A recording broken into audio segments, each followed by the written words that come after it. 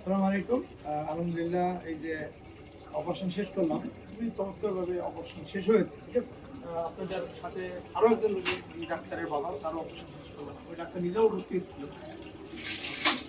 এবার আপনাদের ক্ষেত্রে আমি একটু করে দেখাবো যে কেন অপারেশন করলাম। ঠিক আছে, অপারেশন আগে তো আমরা জানতামই যে ওনার স্টোন আছে। অনেক সময় এমনও হয় যে অপারেশনের পরে স্টোন অনেক সময় নাও পাওয়া যেতে পারে। খুবই রিয়ালি এরকম কিছু ঘটনাও ঘটে।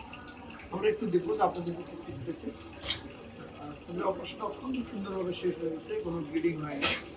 আমরা এবার একটু দেখি। সাধারণত আমরা সকলেই জানি যে গল ব্লাডারের ভিতরে শুধুমাত্র পিত্ত রস থাকে, হলুদ কালারের পানি। আপনাদের পিত্তের কি ছিল, আমরা একটু এই যে পিছনে ওপেন করলাম। এবার দেখবেন যে কি বের হইতেছে।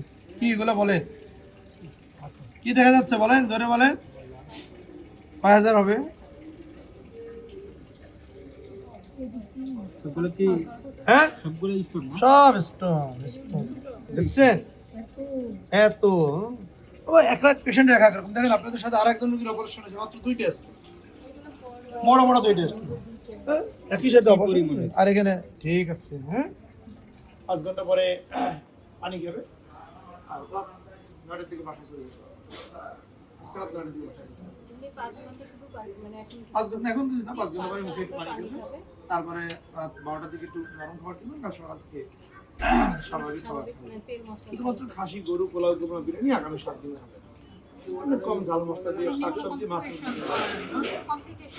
কিচ্ছু নেই। মেডিসিন তো লিখে দেওয়া হবে। স্টিচ কাটার জন্য আপনি এলাকা থেকেও করাই দিতে পারেন।